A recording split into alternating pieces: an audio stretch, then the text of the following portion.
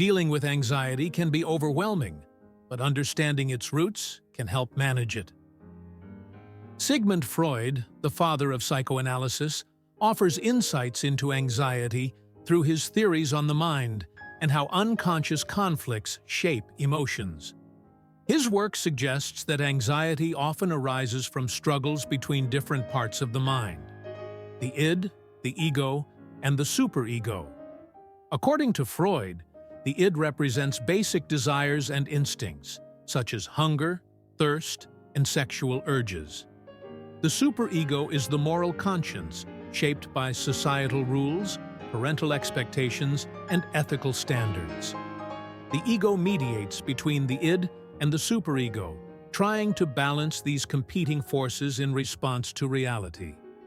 Anxiety occurs when these internal conflicts become overwhelming. For instance, the ID might desire something impulsive, while the superego imposes a moral judgment, and the ego struggles to manage these demands. Freud identified 3 types of anxiety. Realistic anxiety arises from real, external threats, such as fear of danger.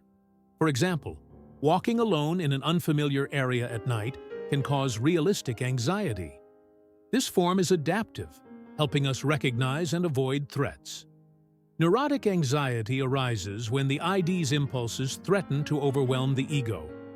This type often stems from unconscious fears or unresolved childhood conflicts, manifesting in physical symptoms like tension or a racing heart, without an immediate external cause. Moral anxiety is linked to the superego and occurs when we feel guilt or anxiety about violating moral values or societal rules. For example, feeling anxious after lying to someone reflects moral anxiety. Freud suggested that understanding the root causes of anxiety can reduce its intensity. His psychoanalytic approach encourages exploring the unconscious mind, where unresolved conflicts and repressed feelings lie. Gaining awareness of these issues can help people address their anxiety. For example, someone with neurotic anxiety may benefit from exploring past experiences to uncover unresolved issues contributing to their anxiety. Freud also discussed defense mechanisms, unconscious strategies the mind uses to protect itself from distress.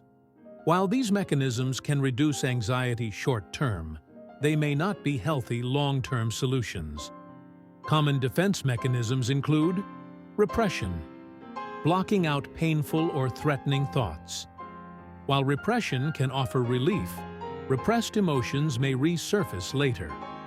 Denial, refusing to acknowledge an uncomfortable reality, such as denying a problem despite its obvious effects.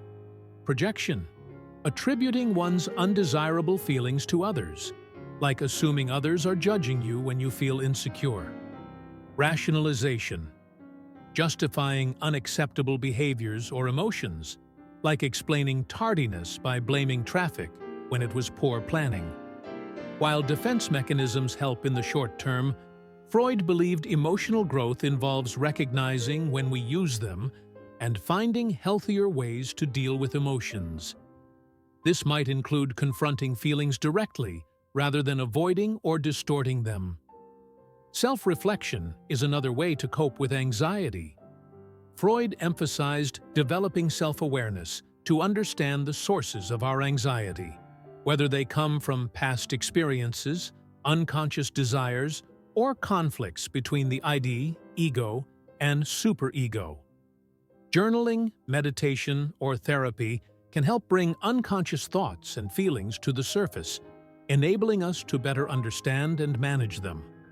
By uncovering and addressing hidden sources of anxiety, individuals can reduce its intensity. Freud also believed that unmet or repressed desires contribute to anxiety. He suggested finding constructive ways to satisfy these desires through creative outlets, hobbies, or relationships could help alleviate internal conflict. This can reduce anxiety by addressing the desires the superego has repressed. Although Freud's theories are influential, modern psychology offers additional methods for treating anxiety, such as cognitive behavioral therapy, CBT, mindfulness, and medication. These approaches focus more on modifying behaviors and thoughts, while Freud focused on the unconscious mind and emotional insight.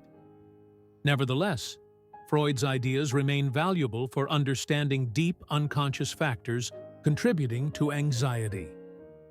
In conclusion, Freud's theories offer a framework for understanding anxiety as the result of internal conflicts between the id, ego, and superego.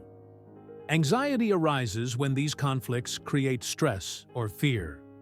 By becoming aware of unconscious conflicts, using defense mechanisms wisely, and finding healthy outlets for emotions, we can manage anxiety. While Freud's ideas provide valuable insights, there is no one-size-fits-all solution. Finding personal strategies, whether through self-reflection, therapy, or other methods, is key to coping with anxiety in a healthy way.